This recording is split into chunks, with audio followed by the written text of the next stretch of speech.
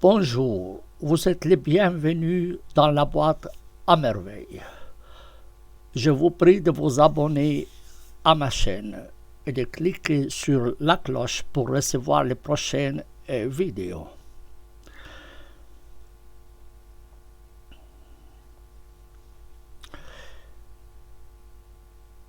Je comprends parfaitement les personnes qui quittent une religion donnée dans laquelle elles ont été élevées et à laquelle elles sont accoutumées.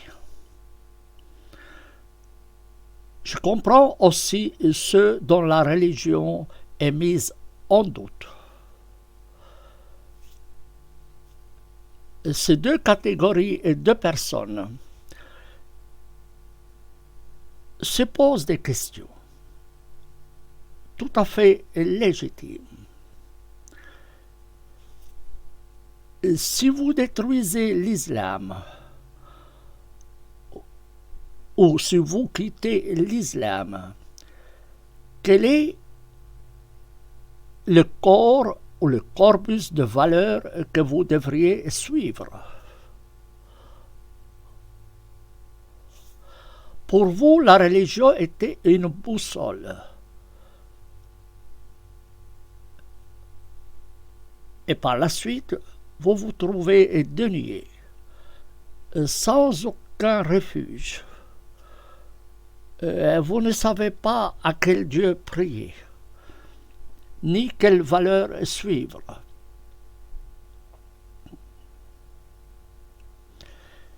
Évidemment, faire partie d'une communauté religieuse donne une assurance. Aussi bien sur cette terre que dans l'au-delà. Les gens ont besoin de se rassurer. Je connais des personnes qui passent la nuit en pleurant par peur du feu de l'enfer. Dans l'islam, les gens sont éduqués dans la peur. La peur de se faire tuer s'ils quittent l'islam. La peur d'être délaissé par les siens.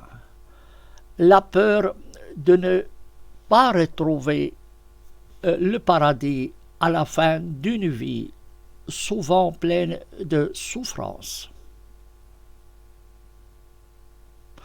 Ayant tout perdu sur terre, ou ayant peu de moyens comparés à d'autres, ces gens, leur seul espoir reste l'au-delà.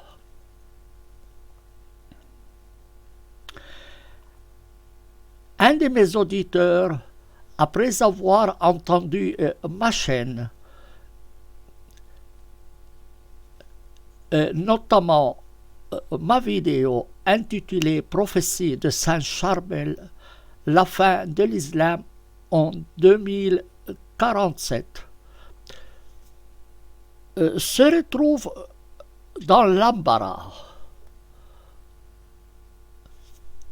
Saint Charbel prévoit la fin de l'islam, mais que deviennent les millions et millions de personnes qui voient dans l'islam leur espoir?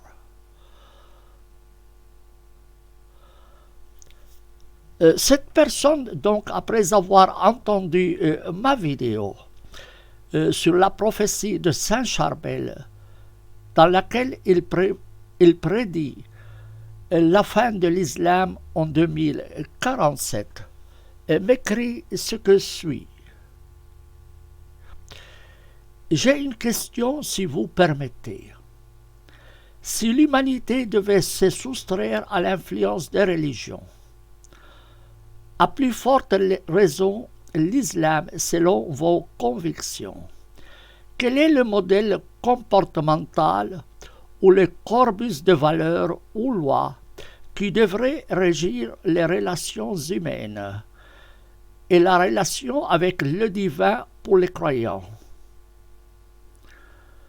Donnez-moi un exemple de pays qui incarnerait ces valeurs et les respecterai pour l'humanité entière. Prenez l'exemple de la Suisse qui vous offre l'asile. Est-il vraiment un pays neutre comme on aime le nommer? Est-il un pays de paix? Un pays où Dieu c'est l'argent? Pouvez-vous saisir l'impact néfaste et criminel que ce pays exerce par sa politique monétaire? Les fameux secrets bancaires qui entourent l'argent de provenance douteuse, sur ceux gouvernés par des dictateurs, voire des groupes mafieux, comme c'est le cas de mon pays, l'Algérie, gouverné par une junte militaire à la solde de l'Occident, et des pays du Golfe, voraces, corrompus et criminels, qui ne soient dénoncés par aucun pays occidental ou autre, et qui se targuent souvent d'être des défenseurs des droits de l'homme et des valeurs démocratiques. Voilà donc quelqu'un qui pose des questions tout à fait légitimes. Saint Charbel prédit la fin de l'islam, mais que faire après? Quelle boussole suivre? Les gens se sentent déboussolés, et à juste raison. Et ils voudraient savoir quel modèle suivre, quelle loi suivre dans les relations avec les humains et dans les relations avec le divin. Et évidemment, ils s'attaquent aussi à la Suisse, qui attire l'argent de partout dans ses banques. Je ne suis pas là pour défendre la Suisse.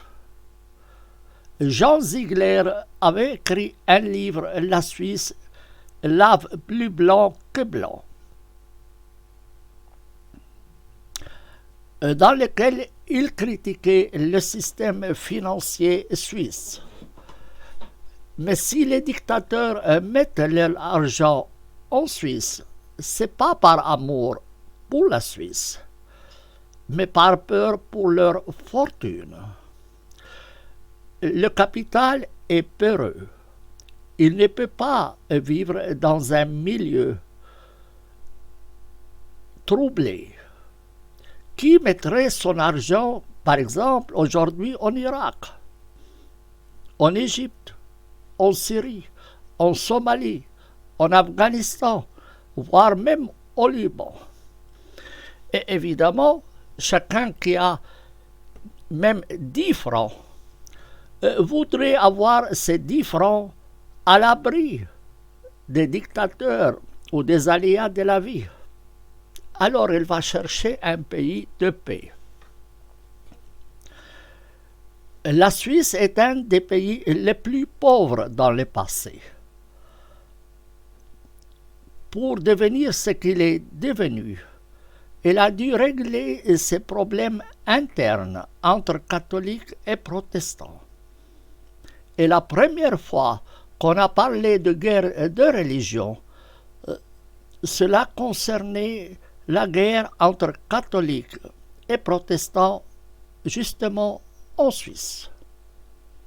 Et aujourd'hui, les deux communautés vivent en paix. Et forcément, ceux qui ont de l'argent chercheront un pays qui vit en paix pour y déposer leur argent. Faites de vos pays des pays de paix. Réglez vos conflits internes au lieu de vous entretuer nuit et jour. Et personne ne viendra mettre son argent en Suisse. On disait pourquoi Hitler n'a pas envahi la Suisse. plaisanterie ou pas, on y répond que Hitler n'avait pas intérêt à envahir sa propre caisse. La Suisse, selon certains, servait de caisse pour Hitler. Je ne garantis rien du tout. Je n'en connais rien du tout. Je ne veux pas juger dans cette affaire. Mais l'anecdote est significative. Donc, avant de reprocher à la Suisse d'accueillir l'argent de partout, après tout, elle ne vous oblige pas de venir placer votre argent en Suisse. La Suisse ne vous oblige pas. Vous venez volontairement déposer votre argent en Suisse. Donc, ce n'est pas la faute à la Suisse, c'est la faute à vos pays dans lesquels existent des conflits à ne plus finir entre communautés religieuses, comme existait auparavant en Suisse. Mais vous ne voulez pas apprendre la leçon.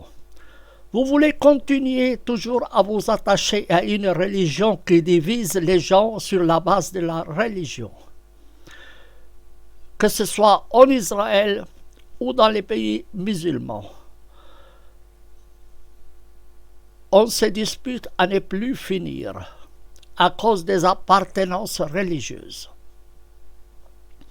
Israël a détruit 81% des villages palestiniens et expulsé leurs habitants et refuse leur retour pour le seul crime qu'ils ne sont pas juifs.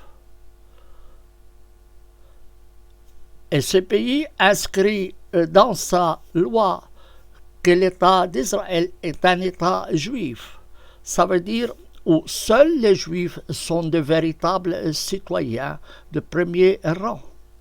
Les autres, même s'ils sont dans leur propre pays, régis par des gens venus de Honolulu, des États-Unis, de Pologne ou de Russie ou d'ailleurs, eh bien ceux-là, les habitants, les autochtones du pays, parce qu'ils ne sont pas juifs, on leur a détruit les villages et on les a expulsés et on les a interdits de retourner chez eux.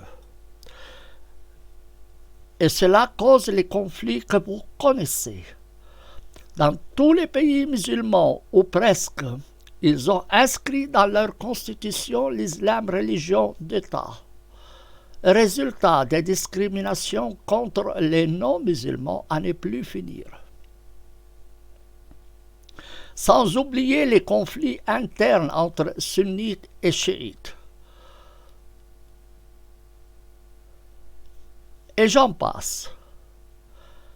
Maintenant, la question, mais quel corpus de valeurs faut-il suivre?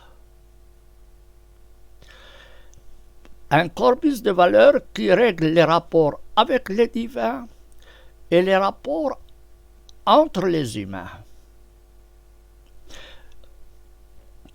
En ce qui concerne les rapports avec les divins, croyez à ce que vous voulez et adorez le singe si vous le souhaitez, mais ne privez pas les autres de leurs droits à cause de votre croyance ou non-croyance. Donc, croyez à ce que vous voulez et adorez le singe si vous le souhaitez, mais ne privez pas les autres de leurs droits à cause de votre croyance ou non-croyance. Ces droits sont définis par la Déclaration universelle des droits de l'homme, qui, sans être parfaite, est meilleure que tous les enseignements des religions existantes en matière de relations entre les êtres humains. Donc, quel corpus de lois et de valeurs suivre? c'est simple. La Déclaration universelle des droits de l'homme, qui reconnaît la liberté religieuse à l'article 18, y compris le droit de changer de religion. Mais qui oserait changer aujourd'hui de religion dans les pays musulmans? On lui tranchera la tête. On le séparera de sa femme et de ses enfants. On ouvrira sa succession. Il est considéré mort même s'il n'est pas mis à mort. Donc vous voulez un corpus de valeurs? Le voilà. La Déclaration universelle des droits de l'homme. C'est le résultat des luttes de l'humanité depuis des siècles et des siècles. Et les normes contenues dans cette déclaration valent beaucoup mieux que tous les enseignements des autres religions, y compris de l'islam, du judaïsme et du christianisme. Suivez ce corpus de valeurs. Je ne vous demande pas de copier les modèles suisses ou de l'Arabie saoudite ou autres. Il existe des normes que les Nations unies ont adoptées. Une norme appelée Déclaration universelle des droits de l'homme, mais que malheureusement, ni les Juifs ni les musulmans veulent le respecter. Si Israël respectait la Déclaration universelle des droits de l'homme, elle doit se dissoudre. Si Israël acceptait la Déclaration universelle des droits de l'homme, Israël doit se dissoudre. Parce que c'est un État basé sur la discrimination interdite par la Déclaration universelle des droits de l'homme. Il en est de même des musulmans qui inscrivent dans leur constitution l'islam religion d'État, religion officielle d'État. Quelle bêtise! Voilà donc un corpus de lois et de valeurs que vous pouvez suivre sans rien craindre sur le plan moral. C'est en ce qui concerne les rapports avec les autres humains. Quant à vos rapports avec la divinité, c'est votre problème. Cela ne me regarde pas. Croyez ou ne croyez pas, c'est votre droit le plus absolu. Et n'imposez pas votre religion aux autres. J'espère avoir répondu à cette personne qui m'interpellait. Mais je souhaite aussi que cette personne qui m'a posé la question réponde à sa propre question. Quel est le modèle qu'il voudrait qu'on suive dans les rapports avec les divins et dans les rapports avec les humains? Quel est le corpus de valeurs qu'il veut qu'on suive? Et je vous la pose aussi, cette question, à vous tous, chers auditeurs. Que voyez-vous comme loi qui puisse régir les rapports humains et les rapports avec le divin? Croyez-vous que vous devez être musulman pour que vous soyez heureux? Ou juif? Ou chrétien? Ou je ne sais quoi? C'est à vous à répondre à cette question. Moi, j'ai répondu à la question qui m'a été posée et je souhaite entendre votre propre réponse. Je termine ici